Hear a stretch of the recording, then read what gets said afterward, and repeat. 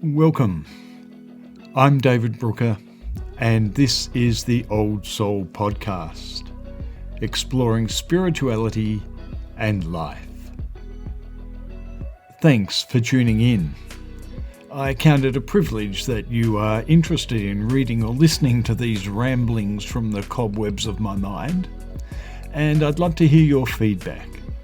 If you want to know more about me, or if you'd like to subscribe to Old Soul, then check it out at www.oldsoul.blog.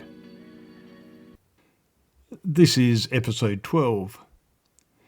Does it really matter? I love writing, but I haven't actually written much lately. I could tell you it's because I have been busy with other things, distracted by the stuff of life. That's true, and it would be a legitimate excuse if one is necessary at all. But it wouldn't be the truth. The truth is that I have been grappling with a rather deep existential question. What's the point? Of course, I didn't identify it as such immediately. Rather, it presented as sort of a lack of motivation, born of a sort of weariness with the world as it is. Its endless conflicts, its unspeakable tragedies, its shallow politics, its imbalanced economies, etc., etc. And it evinced in me a frustration that despite the many, many people of goodwill in the world, and despite an enormous reserve of positive thought and action, it just doesn't seem to make a difference. So what's the point? I felt an uncharacteristic cynicism emerging, and I wasn't sure how to process it. Then last week, while catching up on some reading, I came across a piece from Nick Cave that I had bookmarked back in April 2022. I can't recall if I had read it back then. Perhaps I saved it just so I could read it now. I want to read it to you because Cave expresses it so very well, and I couldn't do his writing justice by merely telling you about it.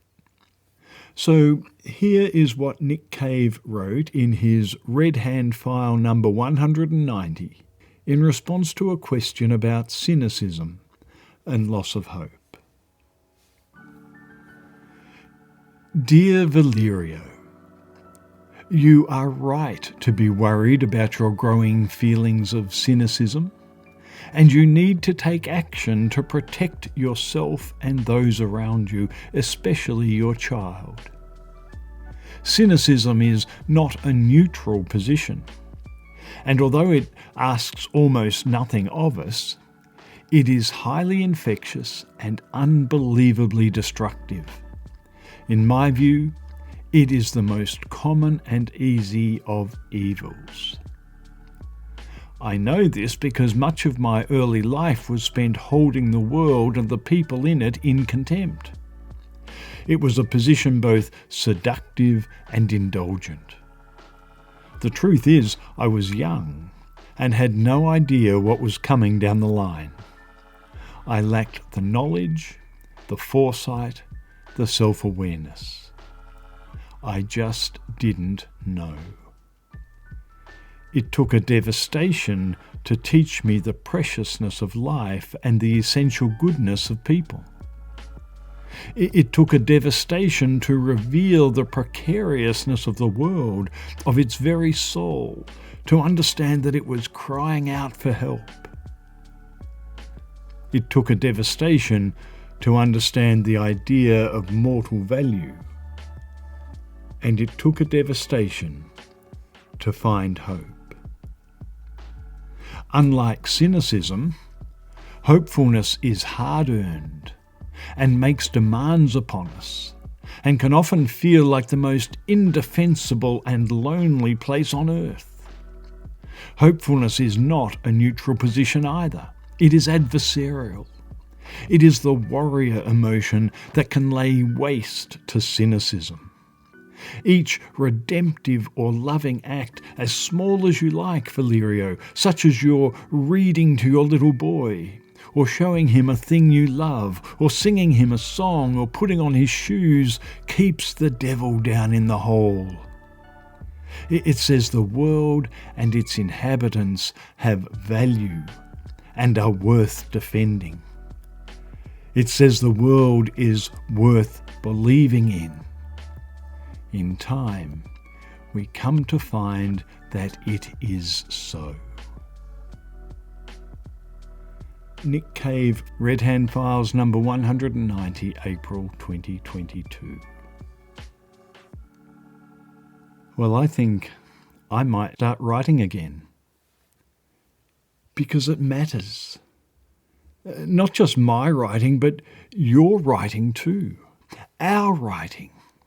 And our reading, and our singing, and our playing with children, and our laughing with friends, and our walking the dog, and our smiling at neighbours, and our delight in the sunset, and our appreciation of the garden, and our hugging of family and loved ones, and our yearning for a better world. It all matters.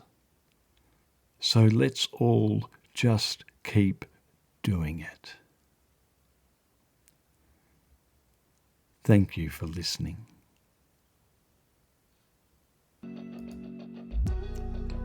Well, that's it for this podcast. Thanks for sticking it out to the end. I do hope you found it worthwhile. Incidentally, if you prefer to read rather than listen, you can find the text of this podcast, along with a host of other resources, at www.oldsoul.blog. And do subscribe if you would like to be notified of future presentations. This is David Brooker, and I look forward to catching you next time.